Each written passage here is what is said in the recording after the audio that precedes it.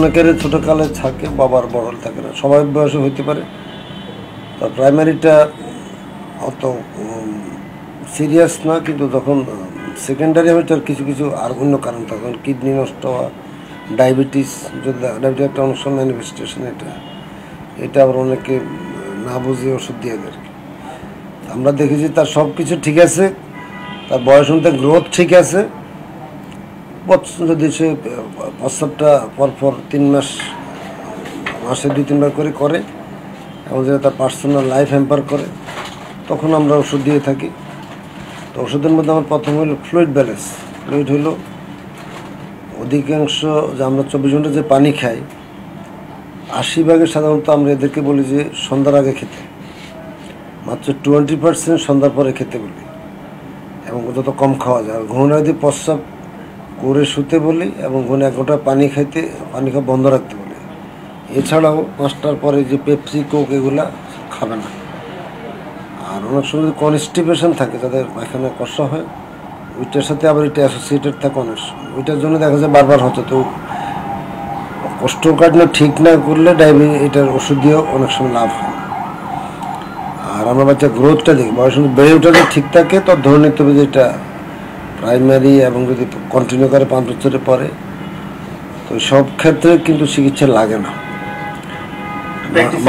যদি একবার করলো, তখন ওই একটা টাইমটা যদি মা বুঝতে পারবে এটা প্রসব করাইলে ঘুম ওই টাইমে, এর আগে দিয়ে ওষুধও লাগে না। আর ওষুধ আছে, এবং আমাদের এগুলো আগে ছিল না। এখন ওই যে মিনারেল মেল্ট একটা ওষুধ, এটা খুব ডিফেন্ডেবল ড্রাগ। আগে আমরা যেগুলো ব্যবহার করতাম, ওইটা আসার পর কিন্তু ওইটা এখন, কারণ এটা আমরা ঘুমের আগে দিলে দেখা যায় যে 100% ক্ষেত্রে সাধারণত যদি অন্য কোনো কোমরবিডিটিস না থাকে, এটা কন্ট্রোল হয়ে যায় কাজের মধ্যে। তারপর আমি 3 মাস দেওয়ার পর আস্তে আস্তে রেফার করি। কিছু রিকার করলে আবার ওইটার আবার স্পেশাল চিকিৎসা আছে। তো কাজে এটা খুব অনেক ফ্যামিলিতে আছে, আর এর কাজে এটা চিকিৎসা আছে।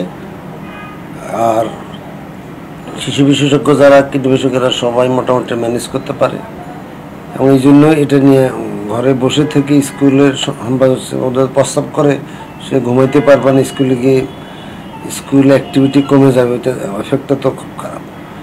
আবার অনেক সময় যে অ্যাসোসিয়েটেড ইনফেকশনও থাকে, কিডনির সমস্যা থাকে, সেটা আমাদেরকে ডায়াগনোসিস করে বের করতে। তো কাজে এটা নিয়ে অত ভয় পাওয়ার কিছু নেই। চিকিৎসার জন্য যে ওষুধ দরকার, এটা ওয়ার্ল্ডের যেটা এস্টাবলিশ ড্রাগ, এই মিনারেল মেল্ট, এই ওষুধটা খুবই ছোটদের বেশি হয় না। ছোটদের বেশি হয়, ছোটদের যে নিউরোলজিক্যাল সিস্টেম, যেটা ব্লাডার এবং তার কি বলে ইউরিন, কি বলে প্রস্রাবের যে প্যাসেজ, এবং সেটা অনেক সময় মেচিউর থাকে, কোঅর্ডিনেশন কম থাকে। আর অধিকাংশ আমরা ইডিওপ্যাথিকে বলে থাকি, বিশেষ করে এডিএইচ হরমোনটা অনেক সময় যদি রাত্রে সিক্রেশন কম হয়, তো এটা কিডনি সাধারণত ভালো থাকে।